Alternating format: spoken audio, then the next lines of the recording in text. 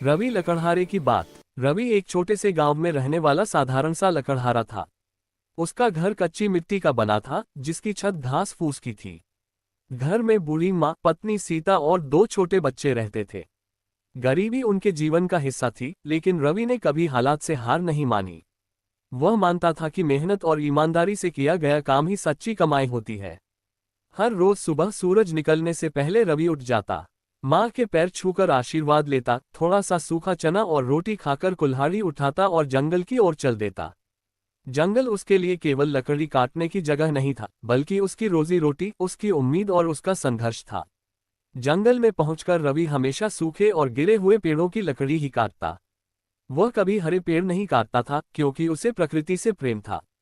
दूसरे लकड़हारे उसका मजाक उड़ाते और कहते, रवि, अगर हरे पेड़ काटेगा तो ज्यादा लकड़ी मिलेगी और ज्यादा पैसा भी। लेकिन रवि शांत स्वर में जवाब देता, अगर आज लालच किया तो कल जंगल ही नहीं बचेगा। एक दिन की बात है। रवि जंगल के गहरे हिस्से में लकड़ी काट रहा था। अचानक उसकी कुल्हाड़ी किसी सख्त चीज से टकराए। उसने ध्यान से देखा तो मिट्टी में दबा हुआ एक पुराना सा थैला मिला।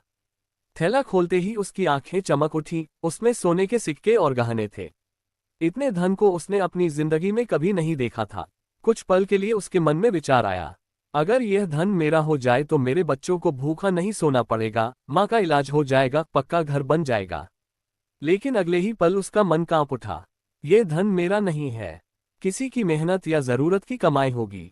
रवि ने थैला वहीं रख दिया और गांव लौट आया, लेकिन उसका मन अशांत था। रात भर वह सो नहीं पाया। सुबह उसने निश्चय किया कि वह गांव के मुखिया को इस बारे में बताएगा। वह थैला लेकर मुखिया के घर पहुंचा और सारी बात सच सच बता दी। मुखिया ने पूरे गांव में घोषणा करवाई। कुछ देर बाद गांव का एक सेठ वहां पहुंचा। उसकी आंखों में आंसू थे। उसने बताया कि वह कई दिन पहले जंगल से जाते समय ये थैला खो बैठा था। उसमें उसकी बेटी की शादी के लिए रखे गहने थे। सेठ ने थैला खोलकर देखा, सब कुछ सही सलामत था। वह रवि के पैरों में गिर पड़ा और बोला, बेटा, तुम बहुत बड़े इंसान हो। ये धन तुम्हारे पास भी रह सकता था। सेठ ने रवि को इनाम में बहुत सारा पैसा देना चाहा, लेकिन रवि ने विनम्रता से कहा, सेठ जी, अगर मैंने इनाम के लिए ये काम किया होता तो इसका कोई मूल्य नहीं रहता। मुझे बस यही संतोष है कि मैंने सही किया। सेठ रवि की ईमानदारी से इतना प्रभावित हुआ कि उसने रवि को अपने लकड़ी के व्यापार में स्थायी काम देने की पेशकश की। अब रवि को रोज जंगल भटकना नहीं पड़ता था। उसकी आमदनी स्थिर हो गई और परिवार की हालत सुधरने लगी। समय बीतता गया। रवि के बच्चे स्कूल जाने लगे। उसकी माँ का इलाज अच्छे से होने लगा। गांव में लोग रवि का सम्मान करने लगे। जहां पहले लोग उसे गरीब लकड़हारा कहकर अनदेखा कर देते थे, अब वही लोग उससे सलाह लेने आते थे।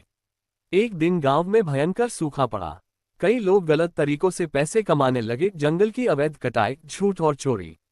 रवि ने गांव वालों को समझाया, कठिन समय में अगर हम ईमानदारी छोड़ देंगे तो भविष्य और भी अंधकार में हो जाएगा। रवि ने मिलकर गांव वालों के साथ एक समिति बनाई। उन्होंने मिलकर पेड़ लगाए, पानी बचाया और मेहनत से काम किया। धीरे धीरे हालात सुधरने लगे। सरकार की मदद भी मिली और गांव फिर से खुशहाल होने लगा। बुढ़ापे में भी रवि वही सादा जीवन जीता रहा। जब कोई उससे पूछता, रवि, तुम्हारी सबसे बड़ी कमाई क्या है, तो वह मुस्कुराकर कहता, मेरी सबसे बड़ी कमाई लोगों का भरोसा और मेरे बच्चों के लिए एक ईमानदार उदाहरण है। रवि लकड़हारा अमीर नहीं बना, लेकिन वह बहुत बड़ा इंसान बन गया। उसकी कहानी गांव गांव में सुनाई जाने लगी और बच्चों को सिखाई जाने लगी। सीख, ईमानदारी, मेहनत और प्रकृति के प्रति सम्मान, यही सच्ची सफलता की कुंजी है।